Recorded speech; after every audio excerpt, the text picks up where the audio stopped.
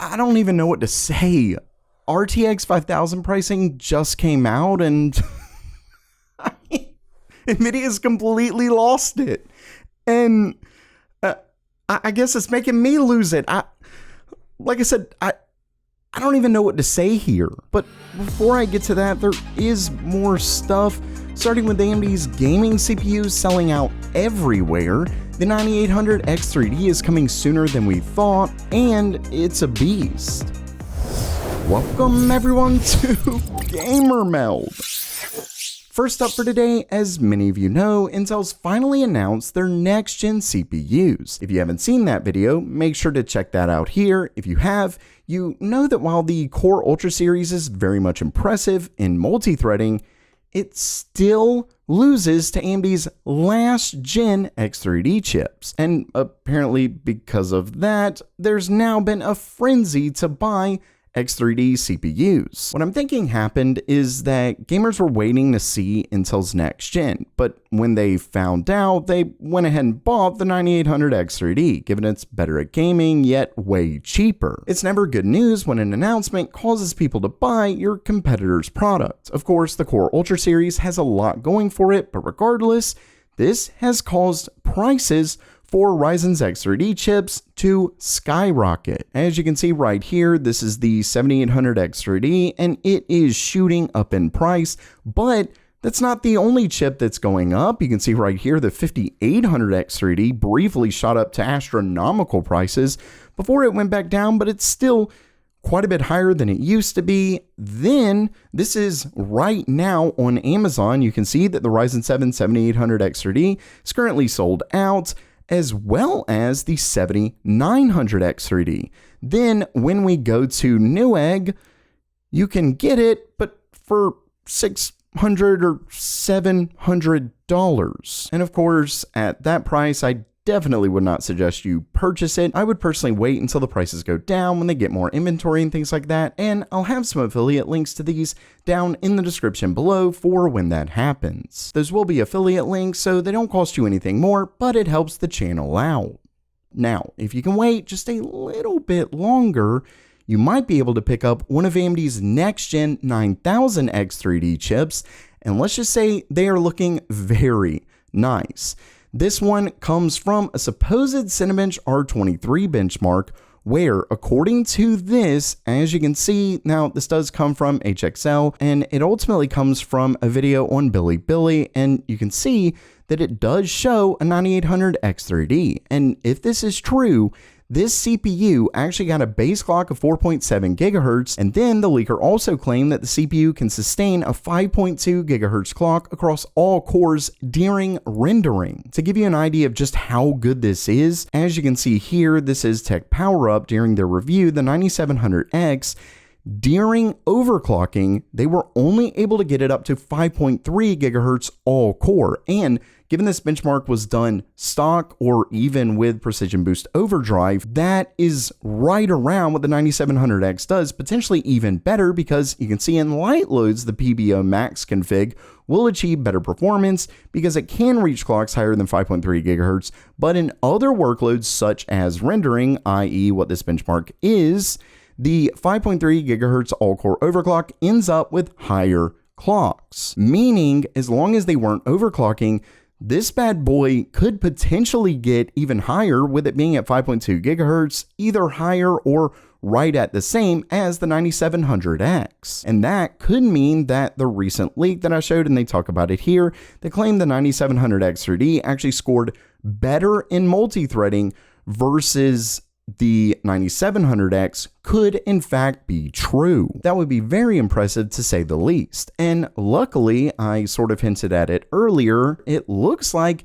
you may not have to wait long before the new 9800 X3D chip comes out, because according to, it actually says right here, this news apparently comes from an AMD agent that posted on Bilibili, but the post has already been deleted, yet they said in it that sales are estimated to start between November 1st and 5th. They also state that it's worth noting that some leakers have mentioned November 7th.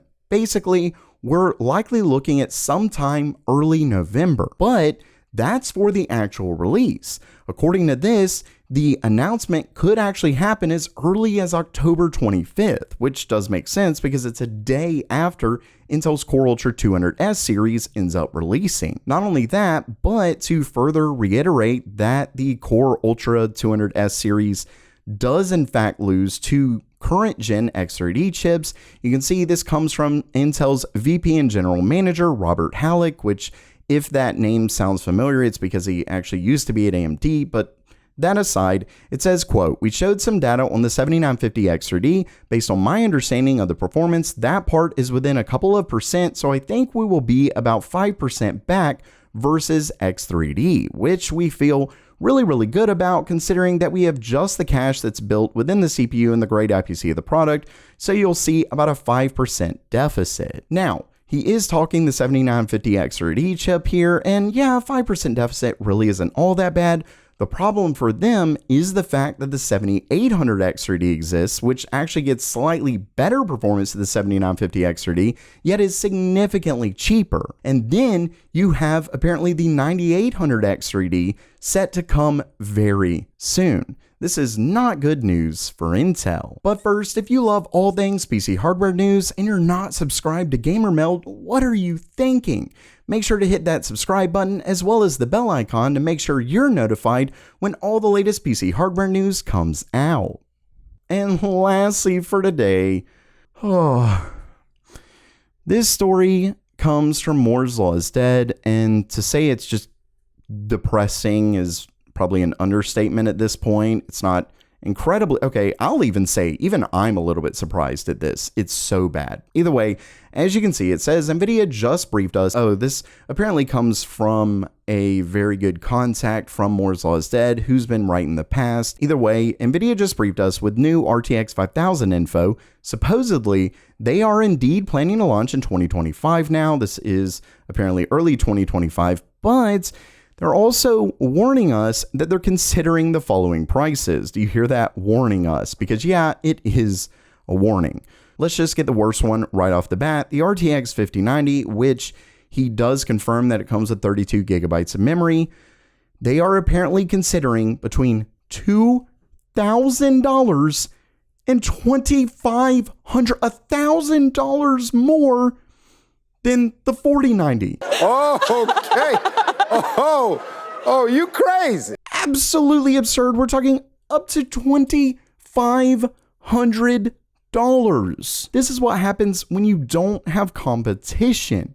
Nvidia basically heard, oh yeah, AMD's not releasing a high-end GPU to compete with our highest end. Well, what are you gonna get then? If you want the best card, well, we're your only choice. Moving on, it really doesn't get any better here. You can see they're considering with the RTX 5080 between $1,199, so it might be the same price, probably not, to all the way at $1,500. And keep in mind that that's still with 16 gigabytes. Then the RTX 5070, it could be $599 or could be $699. That one, I guess, well, I mean, it still is bad. I'm so sick of these price increases, especially when we're still looking at 12 gigabytes. Not only that, but when we're talking the 5070, it doesn't even sound all that great. It says also one slide compared the 5070 to the 4070 Ti in raster, but with slightly better ray tracing. And that's just the regular 4070 Ti, not the 4070 Ti Super. Now, he does go on to state that he must stress that their plans have changed multiple times this year.